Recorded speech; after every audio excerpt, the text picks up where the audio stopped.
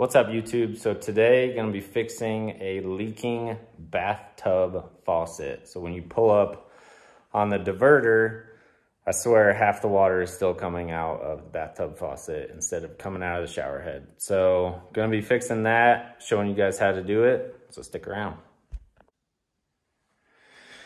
All right, so here's the faucet in question. So as you can see, when I turn on the water, comes out of there fine, everything's good, but pull up on the diverter, really struggles to get the shower head's going,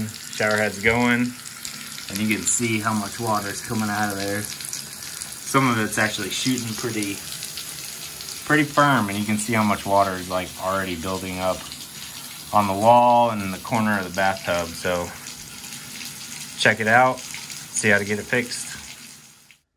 So the nice thing is pretty much all you're gonna need, hopefully, is a file and an Allen key. So when you're taking this faucet off, to kind of see if it's slip-on or screwed on, you can look underneath and see that bolt in there. You're gonna need to take that off, especially if it's a slip-on. Don't try to untwist it if it's a slip-on, because that bolt that's in there is pinching it, and if you try to twist it, it's just going to strip the copper piping behind it. So just be careful of that. All right, so once you got that bolt underneath loosened enough, you can see it literally just slips right off. So you can see that it's literally just a slip-on, not a screw-on. And that's what the inside looks like. So if it has to do with the diverter, it's probably not something with the internal guts of this part, but it's probably something in here. And I can already tell how much corrosion is in there, that it probably has something to do with this not getting a good seal. So you see those two little prongs? You're gonna wanna spread those to be able to get that out, because it's just kind of being kept in there by that little head. So a quick little tip for anyone working on this, go ahead and close that, because the last thing you want to do is have that thing wide open and you drop a O-ring down there or a piece of the faucet down there or a tool down there. That's by far worst case scenario. So probably the easiest way to get that out of there is to pull up on your fingers while spreading that, and just make sure that it's downwards like this, not tilted up like that, because then it might go shooting off somewhere, who knows. So just keep it down like this, so when it does separate, it's gonna stay in there. So kind of like I figured, there's nothing wrong with the O-ring or the diverter itself.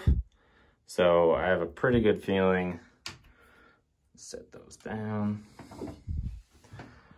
That, yeah, you can see how it's raised up all around the hole, so it's not getting a good seal. You can see it's pretty gross, but you can see how lifted up that is.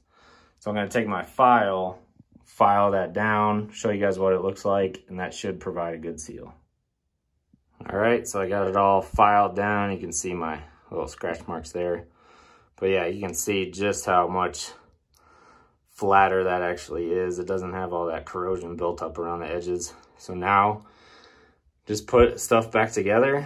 You're gonna have the little plunger, put the diverter back in there, push it through the prongs, and I'll show you next steps. All right, so putting the diverter back in there, basically you just need to press it with your finger. I can see if I can do this one-handed. Bingo. So you're gonna put the arched side up in relation to the actual faucet itself, and this pretty much flat part down. So now you're just gonna slip it back on, tighten that screw, and show you next step. All right, so we got everything back on. Make sure when you're tightening that screw on the bottom, that you're just making sure that that's nice and straight and in line. You don't have to over tighten it, just nice and snug. So we're gonna give it the old college try here and see how we did. I have heard that you need to pull up several times to kind of reestablish the seal. I don't exactly know how that works. And also that a little bit of water coming out of the bathtub faucet is how it's supposed to be. So I don't know if that has to do with maybe a little pressure alleviation, but we're gonna give it a go.